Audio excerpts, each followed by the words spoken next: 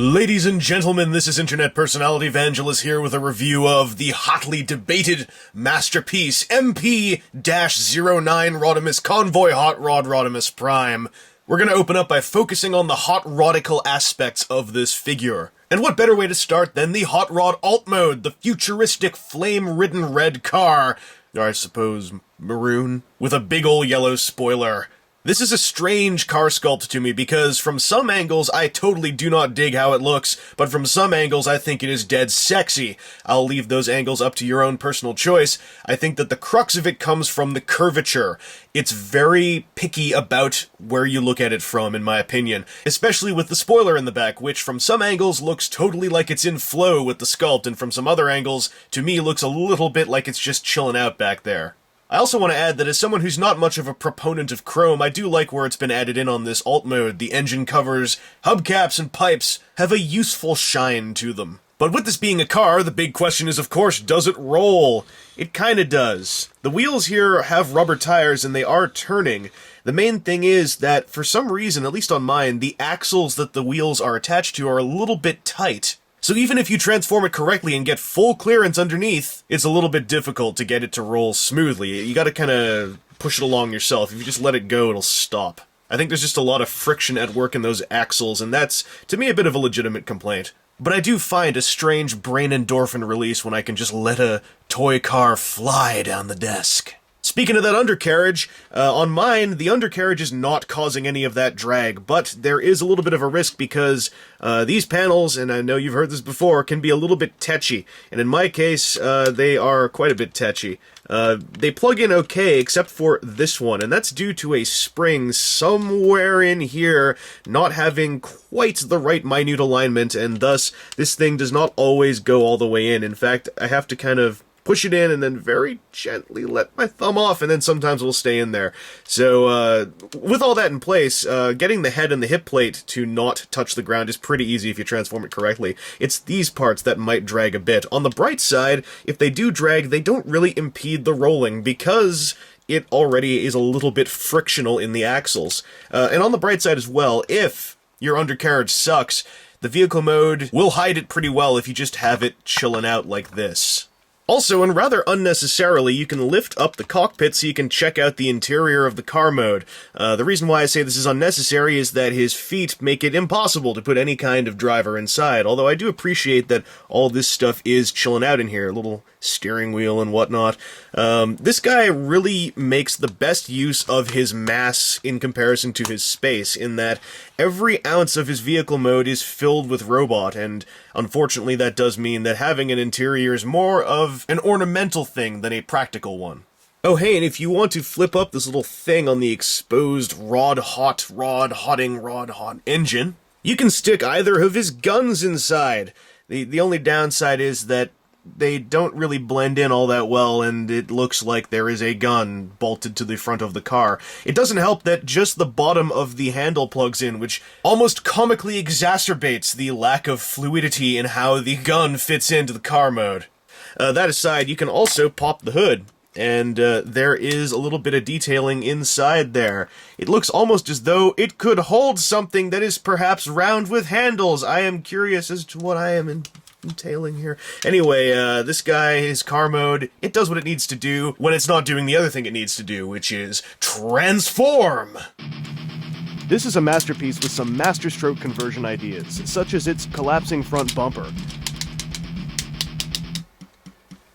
The transformation is actually quite simple and full of great touches.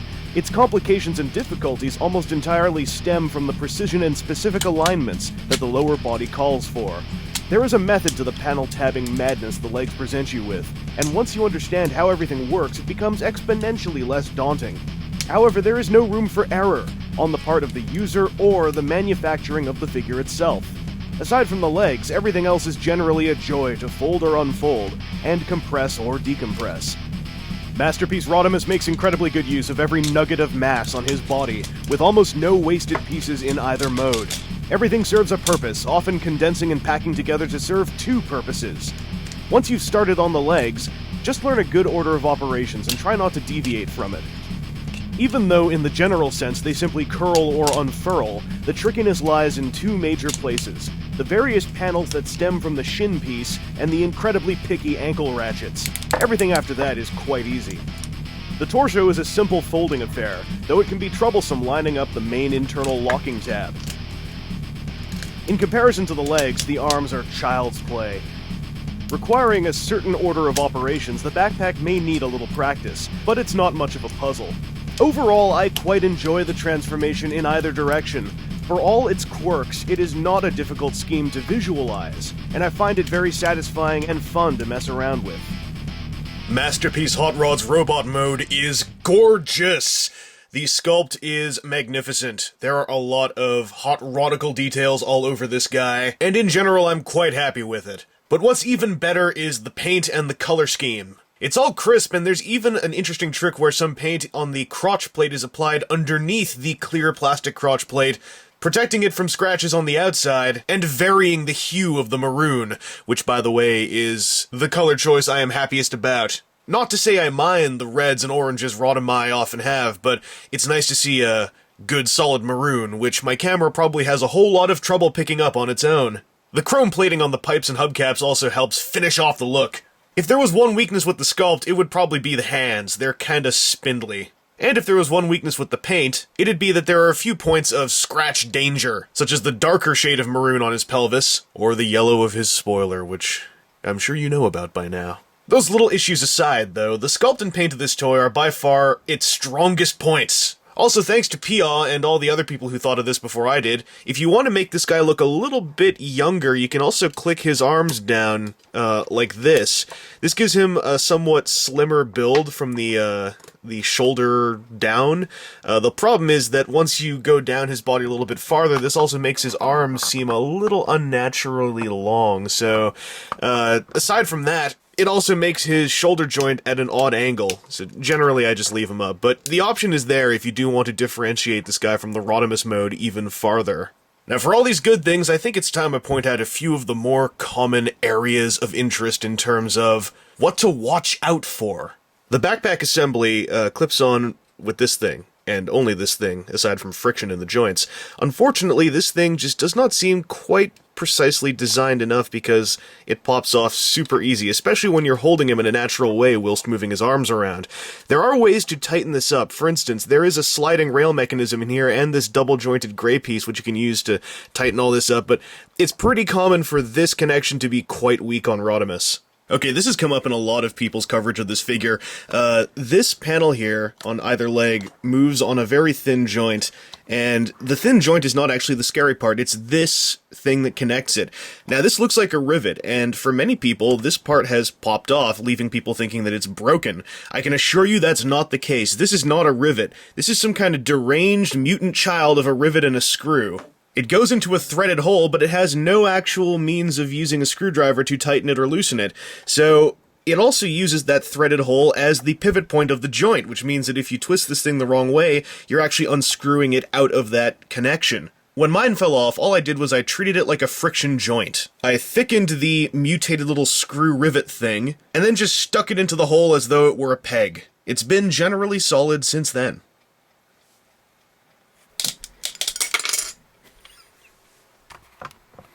One sec. The only real major issue I've hit, and that some other people have hit, are the springs used in Rodimus's ankles and knees. On mine, it's really noticeable in this one knee. This knee is very tight and clicky. This knee will click like that very fast. In fact, it's a bit of trouble keeping it straight because the slightest little impact will pop it out like that.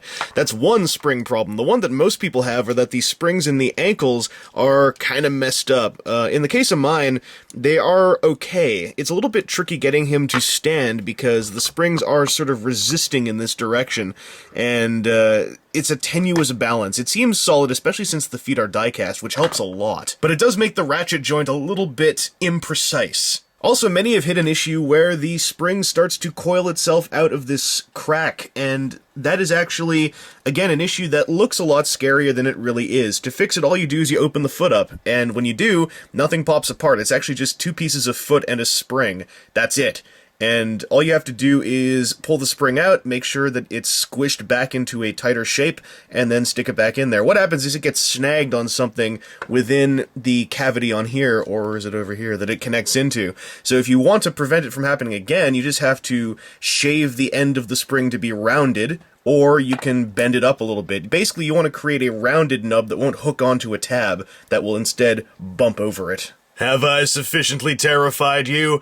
I hope not, because really, those things are not the biggest problems in the world, in my opinion. There have been cases of actual structural breaks, and those are nasty. But they also don't seem to be common enough for me to want to point them out as something to look out for immediately. Just treat this thing carefully. That said, let's rambunctiously work the joints. So his posability is fairly good. It's fairly good for a masterpiece transformer, at least. He's got the full head motion here. He's got a waist joint, which I'm very happy about. I love waist joints. Although the waist joint, given the somewhat odd nature of how everything pancakes up to form his upper body, when you turn his waist in certain directions, it can sort of look worse than in other directions. It's all about the centering of this area to the waist, and it tends to look best at a slight off angle, I think. The shoulders, though, are the disappointing part. This is where the Masterpiece Transformers thing of it's fully posable, kind of, comes into play. Also, it's very easy to pop this thing out while you're moving the shoulder joints because they're on such a heavy ratchet that it is actually a more powerful piece of friction than what holds the rest of the torso together. So hold them like this when you turn the shoulder joint, unless the backpack pops off. This whole upper body is a little bit tenuous. But basically, he does have, full motion and a full range of joints. He's got a lovely elbow joint, actually, and two separate spots to swivel his biceps. You can swivel it underneath the joint to preserve the look of his upper arm, but if you want to take it any farther or move this part, you can also swivel it up here. So I kind of like that. Unfortunately, the problem is when you want to do some certain angles, which is annoying. Basically, you can't move his arm out when it's forward because it bumps into all this stuff. And that's a huge problem for me because I like it when dudes can point outwards, and unfortunately to do that with Rodimus you have to do it like this and then turn the elbow there, and it's a bit of bother, so that's a shame. Also, his hands, they are spindly as hell, and really this is to facilitate the transformation more than anything else. On the bright side, they are posable, and you can kind of approximate fists with them, which does make them look a little bit beefier than they actually are. It's not the best fist in the world, but his hands are, I think, the weakest part of the sculpt in the robot mode. They just look very out of place, but I understand why. Rodimus benefits from full universal jointage in his hips, with a very clicky thigh swivel, and thanks to a joint in his skirt, you can get him to kick his legs all the way forward if you want. And I kind of like how the skirt manages to maintain a semblance of looking smooth when it is a giant plate that folds up and sticks right off of his crotch, so kudos there. And he's got two sub-skirts, so you can move his legs backwards, and this is something that I think is often overlooked when you have jointed skirt designs, so again, kudos there. He has double-jointed knees, which in design I really like. In practice, not so much, because they use those demented springs I was talking about before, which means that they kind of work, but they are a little bit imprecise and sometimes not entirely symmetrical in function. They are tight, though. They are tight as hell. Similarly, his ankles are very tight, and luckily, the side-to-side tilt is just friction, so there's nothing to worry about there, and that actually helps out a lot with the, again, somewhat imprecise spring-based ratchets that go on in here. It's pretty easy to actually get him into a standing stance. The main problem is how symmetrical it looks. If symmetry is big for you, if you've got that kind of OCD, GDS, SH something that your doctor told you got, then this may bug you a little bit, but I think it looks natural enough. And thanks to the transformation, his wrists can also do that. But what's posability without accessories, and what's a transformer without guns? Hot Rod's got two of them. So his palm's got a slot, and the gun has a tab. Tab goes into slot, simple as that. Thing is that it's not very tight, and I should tell you now, I've thickened these tabs so that this connection actually works. You may need to do the same with some floor polish or nail polish or super glue, whatever your poison is for thickening. But you stick the gun inside there, and it's held in entirely by that tab. That's why I'd recommend strengthening that connection if you can. Because if you don't, due to the nature of the jointing here, when you try to bend his knuckle in, it bumps the gun out of the hand, and if I hadn't thickened this, it would have popped out by now. This is how much he can close his hand around his own gun. So from this side, it looks pretty dire. From this side, it looks okay. But it's very disappointing. And unfortunately, as I said before, the hands are that thin and spindly to facilitate the transformation, so I can't directly come down on them over this. But I wish a compromise had been found in the knuckle joint placement at least, so that this guy could hold his guns a little bit more securely. But hey, once you get both guns in there and figure out how to get them to stay in there, it's pretty cool having some dual-wielding action. That said, I should warn you that if you haven't thickened those connections, the sheer strength of his shoulder ratchets will often send a shockwave down his arms when you move them and pop the gun straight out of his hand. Also, the guns are a little bit heavy compared to the strength of his wrist joints, so while this pose looks pretty cool, I am taking care to make sure that his wrist joints are oriented in a certain direction in relation to gravity, because if I turn them down like this, then boom, his wrist has gone limp. There is one other reason why the hands are that thin, and that's to facilitate a hand swap gimmick. Basically, much like in Transformers the movie, and only in Transformers the movie, you can rotate Rodimus's hand around. This is a bit of a tricky process, and I've seen a lot of people, and myself included most of the time, having a lot of trouble getting this stuff to close up flush. So what I do is you put the thumb like that, and then you're supposed to curl the hand up like that, but here's the trick. You swivel this around, and then don't leave it curled up like that, pop it out a little bit like that so that the act of closing it curls it up. That often will allow this to close up a little bit more flush. See, right now it's popping itself open, only it stopped popping itself open, so I got it to close flush, hooray! And then you get this funny looking forked thing. There are two different attachments, and both of them work the same way. So let's take the saw blade and stick it in there. You just have to line up the nubs, and then you have a working spinning saw blade so that your hot rod can slice up innocent robotic aquatic life on any planet he may crash land on. But let's say you want to do something else. Well, he also comes with a little welding tool so that he can fix crotchety old robots. Also, this shows that you can swap either hand, so you can have them dual-wielding things that aren't bearing of opposable thumbs. This is a really cool gimmick, and if it wasn't so hard to close up the wrists, I'd say it would be marvelously done. However, now that I've found out how to close up the wrists flush, I can say it is still a pretty good gimmick. It's just finicky as all hell. And just to fulfill that quota of things he only ever did in the movie, Hot Rod also has a visor gimmick. The circles on the sides of his helmet are in fact buttons, or at least they're kind of like buttons. This is the whole thing, it doesn't really work in any way I can totally logic out. You kind of press them in and turn them at the same time, but they're so smooth it's hard to get a good grip on them, and then sort of his glasses magically fall down. Kind of like this. I do like this gimmick a lot, and this looks super cool. I mean, try and tell me that does not look awesome. And if you think it doesn't look awesome, then perhaps you live in this decade, but screw you. The only downside of this gimmick is that these glasses don't really clip into place when they go back up, so often if you're messing with this guy, you may suddenly find them kind of half hanging down. They have the somewhat amusing side effect of making Rodimus look like he's frowning in a very sad way. See that? You see that? You see that? So often, I'm looking at my Rodimus, and then all of a sudden, he's all like, you know what, I'm kind of sad about this. And I'm all like, hey, hot Rodimus, Rod, dude, just let me twist the sides of your heads until you're neutral again. I wanted to take a look at this guy as a pure Hot Rod toy first, because if he does get a US release, this is going to be the bulk of what you're getting. And in my opinion, this is where the bulk of the value lies. His engineering is incredibly intelligent, and I really enjoy seeing it at work. If only it didn't rely so much on perfect construction. That is the main downfall of this guy.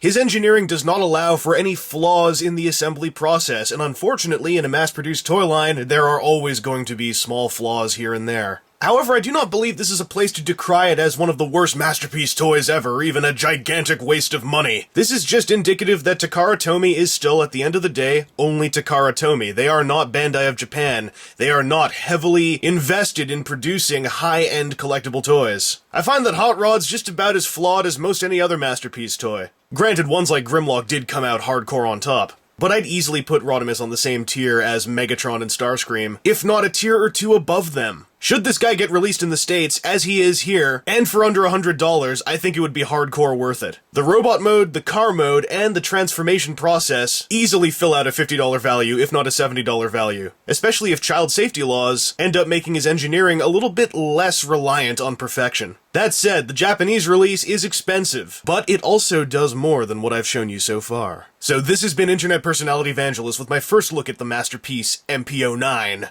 And I think it's time we popped open his chest and gave him a dose of destiny.